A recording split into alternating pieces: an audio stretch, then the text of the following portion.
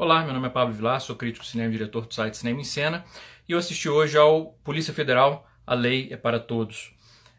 Bom, de cara eu acho que é importante eu fazer um esclarecimento. Claro que quem já acompanha esse canal, ou acompanha meu trabalho há algum tempo, sabe disso, mas se alguém está chegando no canal pela primeira vez, é importante fazer esse esclarecimento em nome da ética mesmo. De um ponto de vista ideológico, eu me encontro do lado oposto ao do que o Polícia Federal representa. E é um filme partidário, que não haja dúvida em relação a isso. Por mais que os produtores, o diretor, roteiristas, atores tentem dizer que o filme não é partidário, qualquer um que tenha um mínimo de honestidade e conheça o básico de linguagem cinematográfica percebe claramente os elementos de propaganda no filme. É um filme político partidário, sem dúvida nenhuma. Eu vou abordar porquê, tanto nesse vídeo quanto depois na crítica escrita. E do ponto de vista partidário, obviamente, eu estou do lado oposto ao que esse filme defende, ao que esse filme representa. Então, levem isso em consideração ao avaliar o que eu vou dizer a seguir, para vocês determinarem o tanto que vocês vão levar a sério, vão acreditar, enfim. Espero que os meus argumentos não dependam só disso, mas... de um ponto de vista técnico, puramente técnico, Polícia Federal não é um filme desastroso. Tem, inclusive, sequências que são sequências bem eficientes. Algumas sequências de ação mesmo, que funcionam muito bem, pelas decisões, tanto da movimentação de câmera, como a movimentação de câmera que não é excessiva, mas cria um quadro suficientemente instável para imprimir tensão, uma montagem ágil. A música já é um pouco excessiva, tanto nos momentos de ação, quanto no momento de drama, quanto no momento de suspense. É uma música que ela não ajuda a compor, ela praticamente diz para o espectador como ele deve sentir, e de um ponto de vista de valor de produção, de orquestração e tal, me soa uma trilha feita para televisão, uma trilha barata, sem grandes condições de contar com vários músicos, enfim, parece uma música simples nesse sentido. Mas, vai lá, ajuda a completar essa sequência de ação. Há outros momentos em que o filme, aí falando de um ponto de vista de roteiro, ele consegue ser bastante didático nas ligações que ele faz. Por exemplo, ao estabelecer como parar um caminhão de palmito na estrada leva ao início da Lava Jato e vai levar às empreiteiras. É uma ponte que o filme preenche bem, explica de maneira didática. Os atores são atores bons, são atores, um ou outro destoa, mas no geral as atuações são atuações sólidas. São atores, Antônio Calone, por exemplo, eu sou fã incondicional, acho que é um ator sempre carismático, sempre competente. Mas existem algumas decisões particulares na composição de certos personagens que, mesmo que você possa elogiar o ator como ator, as decisões desses atores são bastante sugestivas. Que é uma questão que a gente tem que abordar ao falar do partidarismo do filme. Bom, vamos lá. Em primeiro lugar, que não reste qualquer dúvida, esse é um filme, obviamente, não vou falar de esquerda, mas anti-PT. Isso é óbvio. O filme ele começa, inclusive, com uma epígrafe falando sobre uma frase do Rui Barbosa, depois falando que a corrupção já chegou no Brasil em 1500 e dura até hoje. Ok, mas eles escolhem fazer um recorte muito específico desses 500 e tanto, mais de meio século de história. Que é um recorte, enfim, preciso mesmo. Até dentro do ponto de vista de investigação de corrupção, quando ele faz um apanhado de todas as histórias de corrupção no início do filme, que ele vai citando, simplesmente jogando nomes, ele joga os nomes, atravessando vários governos de maneira rápida, breve, só vai citando os nomes, sem citar partido, sem citar nada, até que ele chega no mensalão, e aí ele fala, o maior escândalo de corrupção, já para e já começa a associar ao PT. Então, quer dizer, passa rapidinho pelos outros para chegar ao que interessa.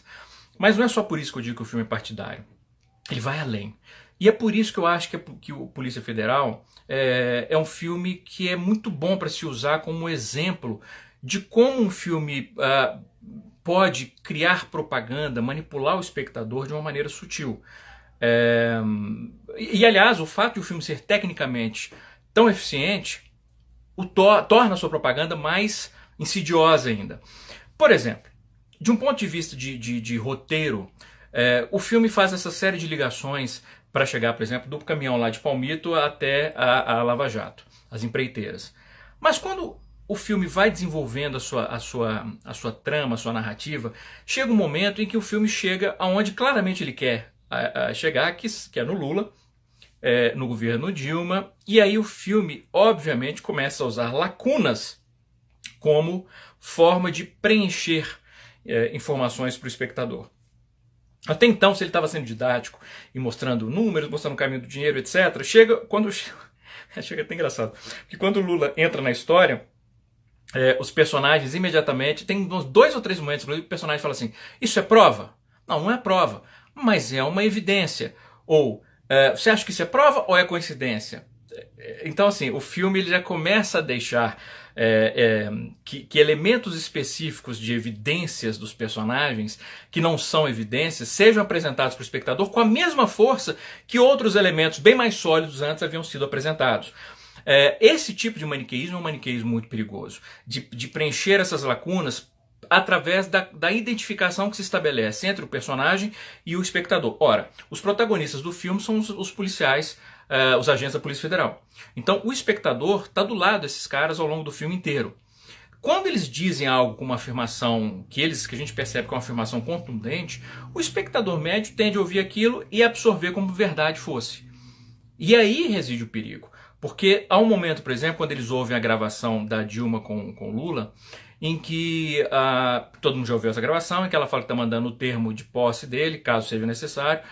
E aí, quando corta o personagem, um deles, que é um dos personagens principais, diz, tá aí a prova, é o que a gente precisava, tá tudo aí, o complô pra atrapalhar a Lava Jato, pra proteger aquilo e pra não sei o que, tá? Ele faz uma série de ilações que quando você acabou de ouvir o áudio, mesmo que você não conhecia, acabou de ouvir, não tem nada disso nessa gravação, de onde ele tirou tudo isso? Mas como é um dos protagonistas, a tendência do espectador médio é dizer, é mesmo, sem questionar o valor, porque uma figura de autoridade dentro do filme, nosso ponto de ligação dentro do filme, afirmou aquilo com veemência. As caracterizações dos atores são perigosas nesse sentido, que você pode classificar como propaganda nesse sentido. Os personagens da Polícia Federal, os heróis, eles são retratados como heróis. São homens e mulheres de puro virtuosismo, de um idealismo pela verdade que é inquestionável. Eles estão sempre em busca da verdade, dos fatos, doa quem doer. A gente vê esses caras se debatendo, mas tudo que nós queremos é melhorar o Brasil. Não existe tons de cinza. Eles são os personagens do filme estão pretos ou brancos.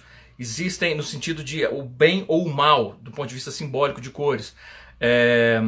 Quando você percebe, por exemplo, que, como eu falei, os únicos personagens que são desenvolvidos são os personagens, os heróis. Então, um dos heróis, a mãe está com câncer. A gente vê ele com a família, conversando com o pai. O outro, que é o Moro, nós vemos o Moro constantemente em casa, não no trabalho, em casa, conversando com o filho, conversando com a esposa, cozinhando. Então é um homem de família. Esse tipo de elemento é um elemento sutil, mas que planta no espectador uma diferença para os vilões.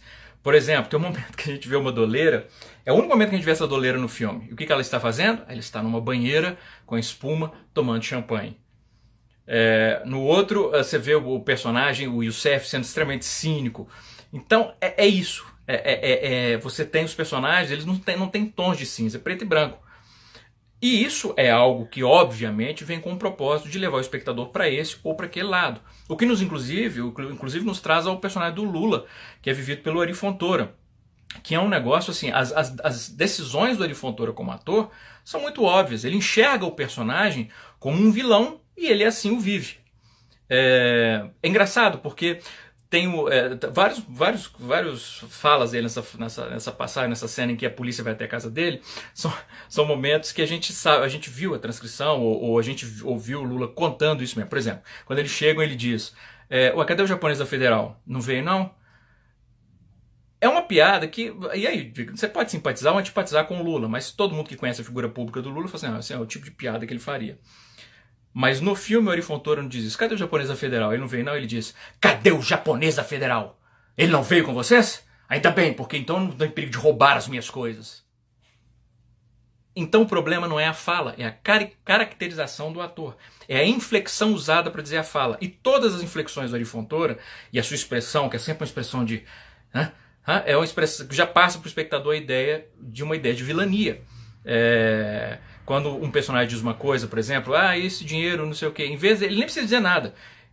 O olhar do Ari Fontoura é de... Pronto, já sei que ele é suspeito. Então, esse tipo de caracterização, o filme é repleto disso. De um ponto de vista técnico, às vezes ele falha também. Tem uma sequência, logo no começo do filme, com uma sequência de ação, quando eles vão prender o Youssef, e aí um policial vê o Youssef no corredor e o Youssef corre e o policial atrás dele. Para criar uma tensão, uma ação onde não existe, porque a gente já sabe que tem polícia federal do prédio inteiro e do lado de fora. Aí o Youssef entra no elevador, o policial não consegue entrar no elevador, aí o Youssef vai descer no elevador e o policial descendo as escadas, e aí o policial consegue chegar a tempo de prender o Youssef quando ele está no táxi.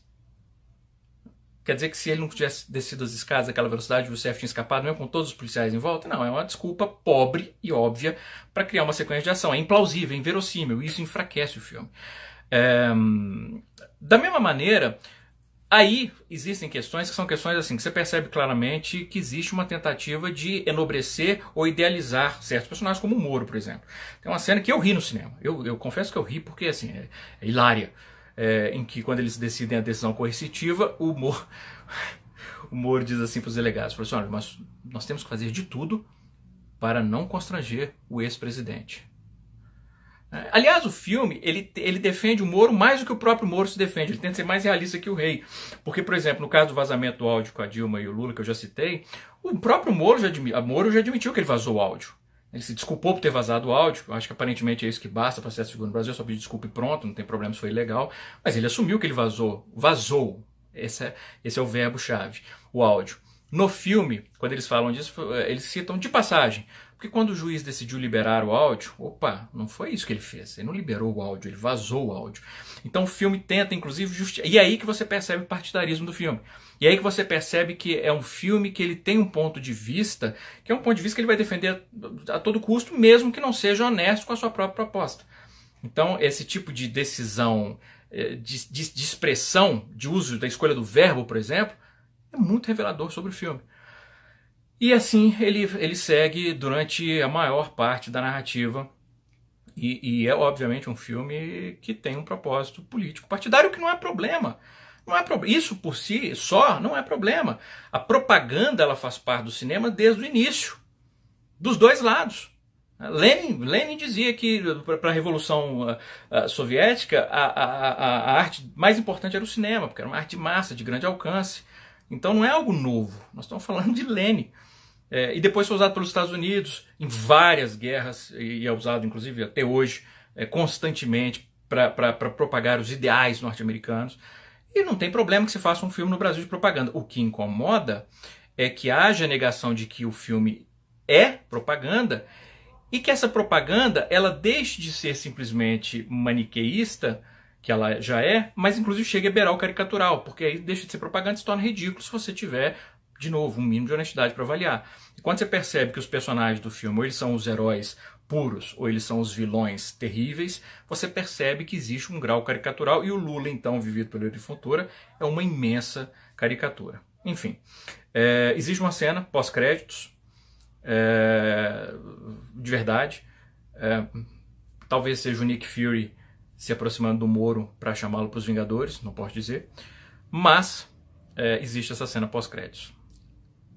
Aliás, uma última observação.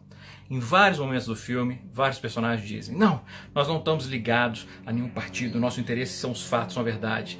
Conduzam esses fatos onde conduzirem. Várias vezes. E eu acho muito sintomático que o próprio filme sinta a necessidade de, repetidas vezes, dizer que não tem lado.